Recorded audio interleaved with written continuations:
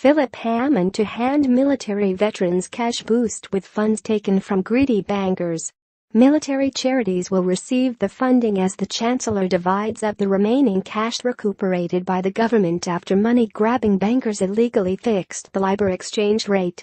Mr. Hammond is set to use the budget to announce Help for Heroes will be given £1.5 million to fund a new support program for the most seriously injured veterans. Meanwhile, the Birmingham-based Scar-Free Foundation Centre for Conflict Wound Research, which helps victims of burns and bomb injuries, is expected to be given £2.95 million.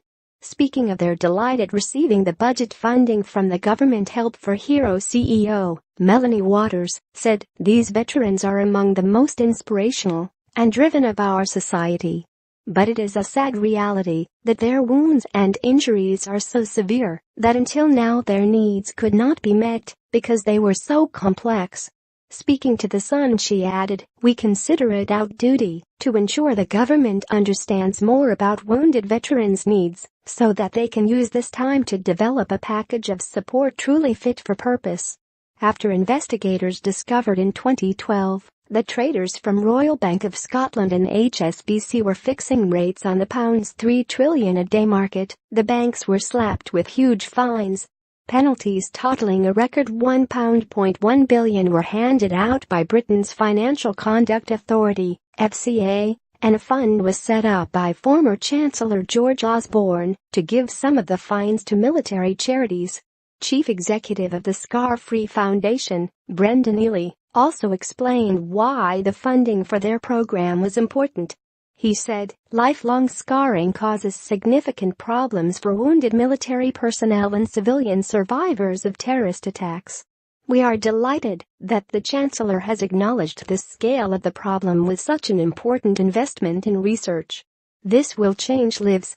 Mr. Hammond will deliver the government's budget for the next 12 months at 12:30 p.m. today after Prime Minister's questions in the House of Commons.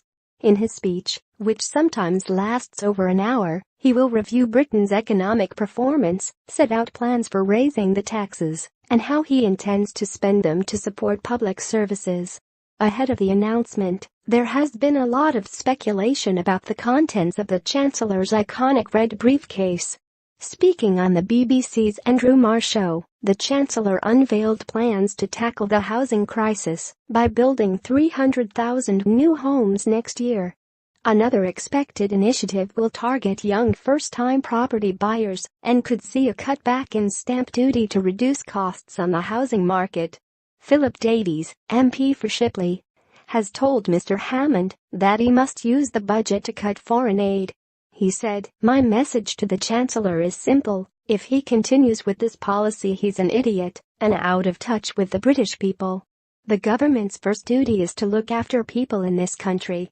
Money from the foreign aid budget should be freed up and given to the police, social care, schools, the NHS and all sorts of other things here in the UK." He added, "Any Chancellor who cannot see this is a moron."